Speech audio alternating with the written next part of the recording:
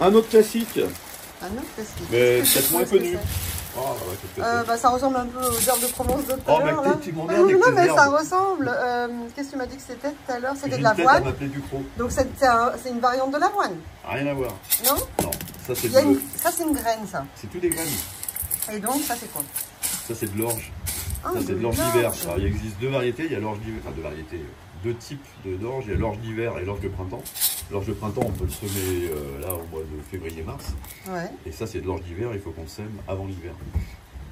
d'accord. Et tu fais quoi avec ça? Avec l'orge? Et ça tu nourris les animaux avec ça. Bah, après, C'est que... En fait, finalement, tu fais beaucoup de choses pour nourrir les animaux. non mais après ça peut aller à destination animale, mais Ah.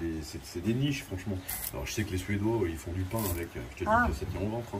Ah ouais? Et puis, non, c'est surtout pour l'alimentation animale, alors les bovins, les moutons, les chèvres Ouais. on peut y manger en entier, les chevaux, et puis nous, les bovins, c'est très bon pour la... On donne ça, ça favorise la fertilité. Ah Et puis, ouais. c'est un truc, c'est pas trop... C'est une bonne ration de base. Voilà. D'accord. Donc Donc ça, nous, on sème ça, on pourrait juste- la faire en farine et la manger. Ouais, aussi, enfin, Ouais. si tu fais Koh-Lanta quand même. Non, enfin, c'est pas super bon. Si, mais ça Ah oui, doit, c'est ça pas doit très se bon. manger, ouais, mais si. On a des D'accord. problèmes de riches là. D'accord. Et puis ça se sème, avant on y se met très tôt, maintenant on y sème plutôt tard à cause des pucerons, on n'a plus des molécules. Ouais. Parce qu'avant on mettait en fait ça craint la jaunisse nanisante, c'est un puceron qui arrive et qui pique la feuille. Dès qu'il y a une feuille, il les pique. Et en fait ce puceron il transmet un virus Mhm. et ça s'appelle la jaunisse nanisante. Et en fait ton pied il est tout chétif mais tu vois pas tout de suite. Une fois j'ai raté un traitement. C'est un traitement qui coûte pas cher, hein. Il doit coûter 8 € l'hectare. Ouais. C'est pas pour l'argent. Et T'as raté parce que tu l'as pas fait au bon moment? bah, il pleuvait, on pouvait pas passer, il faisait chaud, donc il pleuvait tous les 2-3 jours. Et en fait, j'avais des semences traitées gaucho, ça c'est interdit maintenant. En fait, la drogue était dessus, enrobée. Ouais. Quand le grain d'orge il germe, les premières racines, elles absorbent ce produit. On appelle ça du systémique. D'accord. Et en fait, ça passe dans la plante, donc tu ne traites même plus.